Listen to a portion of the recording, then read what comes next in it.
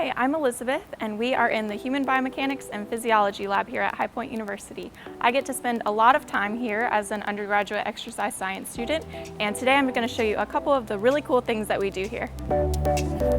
Currently, I'm the project coordinator for a study with Adidas where we test the performance of football cleats in high school football players.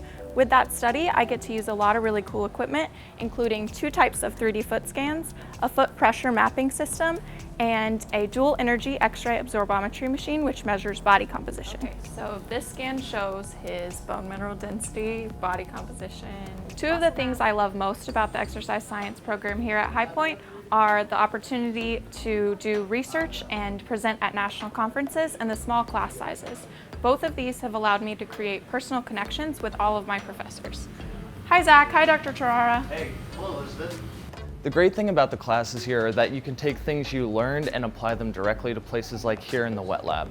I got to research the difference in protein level expression from athletes who exercise at a regular altitude as opposed to a high altitude, and I got to present those findings at a regional conference in Tennessee.